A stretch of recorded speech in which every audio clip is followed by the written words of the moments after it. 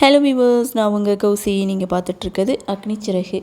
இன்றைக்கி எபிசோடுக்கான ரிவ்யூ அப்படின்னு பார்க்கும்போது, எபிசோடை பொறுத்த வரைக்கும் ஃபஸ்ட்டு சீன் ரொம்ப பரபரப்போடு ஸ்டார்ட் பண்ணியிருப்பாங்க. வீட்டில் கரண்ட் இல்லை, வெளியில் கார் சத்தம், கையில் துப்பாக்கி. யார் என்னென்னு விசாரித்தா ஆப்போசிட்டில் எந்த ஒரு பதிலும் இல்லை. ஸோ எல்லாருமே ரொம்பவே நடுநடுங்கி போய் நின்றுட்டுருக்காங்க. கோயிலில் அட்டாக் பண்ணவங்க இப்போ வீட்லேயும் வந்து அட்டாக் பண்ண போகிறாங்களோ அப்படின்ற பதட்டத்தில் எல்லோரும் பயந்து போய் நின்றுட்டு இருக்கும்போது, யாராக இருந்தாலும் நான் சுட்டு தள்ளிடுவேன்னு சொல்லி இங்கே சாமுண்டீஸ்வரி ஒரு பக்கம் நிற்க, கரெக்டாக கரண்ட் வருது. நம்ம கார்த்திக் காலடியும் எடுத்து வைக்கிறாங்க. ஸோ அப்போ தான் தெரியுது இது சிலம்பம் அப்படின்ட்டு.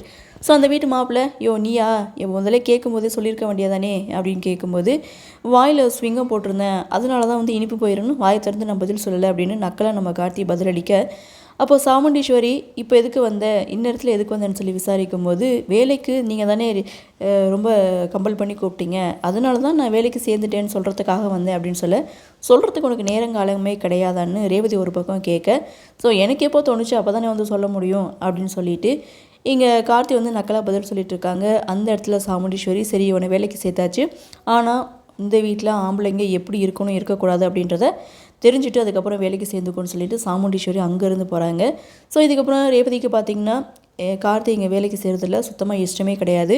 ஸோ இருந்தாலும் உங்களை நான் இன்டர்வியூ பண்ணணும் அப்படின்னு சொல்லும்போது, நீங்கள் என்னை இன்டர்வியூ பண்ணுறது பெருசு கிடையாது, நான் தான் உங்கள் எல்லாரையும் இன்டர்வியூ பண்ண போகிறேன் அப்படின்னு சொல்லும்போது, அதெல்லாம் ஏற்றுக்க முடியாது, நீ தான் எங்கள் வீட்டுக்கு வேலைக்கு வந்திருக்க, அப்போ நான் தானே உங்களை இன்டர்வியூ பண்ணணும், அப்புறம் எப்படி நீங்கள் இன்டர்வியூ பண்ணீங்கன்னு சொல்லி கேட்கும்போது, மேடம் வந்து ரிக்வஸ்ட் பண்ணி கேட்டதுனால தான் இந்த வேலைக்கே நான் சேர்ந்துருக்கேன், ஸோ நீங்கள் முடியாதுன்னு சொன்னீங்கன்னா நான் வேலையை விட்டு போயிருவேன், நீங்கள் மேடத்துக்கிட்ட சொல்லிக்கிறீங்கன்னு இங்கே கார்த்திக் ஒரு பக்கம் மிரட்ட ஓகேன்னு சொல்கிறாங்க. ஏன்னா மேடத்துக்கு வீட்டில் இருந்து ஆபத்தா இல்லை வெளியில் இருக்கவங்களால ஆபத்தா அப்படின்றத நான் தெரிஞ்சுக்கிறணும், அதனால முதல்ல இந்த வீட்டில் இருக்கவங்கள முதல்ல நான் விசாரிக்கணும் அப்படின்னு சொல்லிட்டு தனித்தனியாக ஒவ்வொருத்தவங்களையும் விசாரிக்கிறாங்க. ஃபஸ்ட்டு சுவாத்தியை விசாரிக்க போகிறாங்க. அந்த இடத்துல தான் ஒரு குட்டி ஃப்ளாஷ்பேக் சீன் போகிறாங்க. என்னென்னு பார்த்தா, ஸ்வாதி ஏற்கனவே கார்த்தியை மீட் பண்ணி அம்மாவோட உயிருக்கு ஆபத்து இருக்குது, நீங்கள் எங்கள் வீட்டுக்கு வேலைக்கு சேருங்க, அம்மா 2வது முறையாக உங்களுக்கு சான்ஸ் கொடுத்துருக்காங்க, ஸோ இந்த வாய்ப்பை பயன்படுத்தி நீங்கள் எங்கள் வீட்டிലേക്ക് வேலைக்கு சேர்ந்துருங்க, எங்கள் அம்மாவை கொல்ல வந்தது யார் என்னன்னு கண்டுபிடிச்சி நீங்கள் தான் சொல்லணும்னு ஸ்வாதி ஏற்கனவே கார்த்தியை மீட் பண்ணி கேட்டிருந்துருப்பாங்க.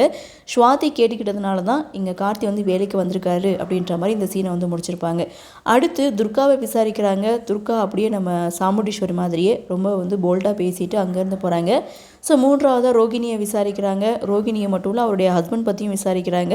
ஸோ அவர் ஒரு புள்ளப்பூச்சி, எதுக்குமே வந்து லாய்க்கு இல்லாத மாதிரி அவங்க சொல்லிவிட்டு அங்கேருந்து போகிறாங்க. அடுத்து லாஸ்ட்டாக ரேவதியை விசாரிக்கிறாங்க. சரி உங்களை பற்றி சொல்லுங்கள் அப்படின்னு சொல்லி கார்த்திக் கேட்கும்போது, எது பிடிக்கும் பிடிக்காது அப்படின்னு சொல்லி கேட்கும்போது, எனக்கு பிடிச்சது இந்த குடும்பம், அப்பா அம்மா அப்படின்றதுட்டும், பிடிக்காதது இந்த பணக்கார வாழ்க்கை அப்படின்ட்டும் இந்த இடத்துல ரேவதி வந்து கார்த்திக்கிட்ட சொல்கிறாங்க. அப்போ நீங்களே ஒரு பணக்காரி தானே, அப்போ உங்களுக்கு பிடிக்காதான்னு சொல்லி கேட்கும்போது, அதனால தான் எனக்கு பணக்காரவங்கள பிடிக்காது அப்படின்னு சொல்லிட்டு ரேவதியும் அங்கேருந்து போகிறாங்க. ஸோ இதுக்கப்புறம் மாப்பிள்ளை வர்றாரு. அவரை வந்து எந்த ஒரு கேள்வியும் கேட்காம அனுப்பி வைக்கிறாங்க. லாஸ்ட்டாக கார்த்தியோடைய மாமா வர்றாங்க. ஸோ அவங்க வந்து மாமான்னு கூப்பிட்றாங்க. கார்த்தி இப்போ நீ என்னென்னு கூப்பிட்டான்னு சொல்லி கேட்கும்போது, இல்லை அங்கிள்னு சொல்கிறதுக்கு பதிலாக மாமான்னு தமிழில் கூப்பிட்டேன், அவ்வளோதான் வித்தியாசம் அப்படின்னு சொல்லும்போது, எனக்கும் ஒரு தங்கச்சி பையன் இருக்கான், அவங்கெல்லாம் சென்னையில் இருக்காங்க, ஆனால் மாமாவும் முறைன்றது எவ்வளோ பெரிய உறவு, ஸோ அவங்களுக்கு எந்த ஒரு முறையும் நான் செய்தது கிடையாது அப்படின்னு சொல்லி ரொம்ப ஃபீல் பண்ணிவிட்டு அங்கேருந்து போகிறாங்க.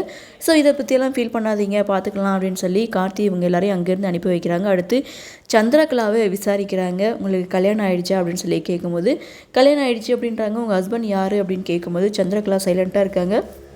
இதோட இந்த எபிசோட முடிச்சிருக்காங்க.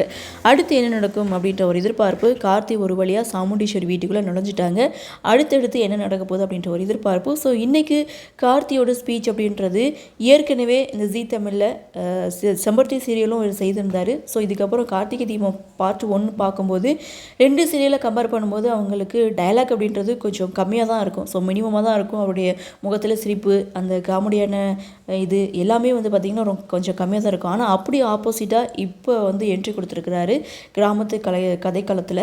ஸோ இதில் பார்த்திங்கன்னா அவங்களுடைய ஆக்டிவிட்டியே வேறு லெவலில் இருக்குது. ஸோ ரொம்ப காமெடி பண்ணுறது, கலாய்க்கிறது அப்படின்னு சொல்லி ரொம்ப ஃபன்னாகவே எபிசோட் வந்து போயிட்டுருக்கு. ஸோ இப்படியே தொடர்ந்து போச்சுன்னா இன்னும் வேறு லெவலுக்கு போகும் அப்படின்ற மாதிரி தான் தெரியுது. ஸோ பார்க்கலாம் அடுத்தடுத்து என்ன மாதிரியான சுவாரஸ்யத்தோடு கதைக்கள நகர்வை கொண்டு வராங்க அப்படின்றத நாமளும் பொறுத்திருந்து பார்க்கலாம்.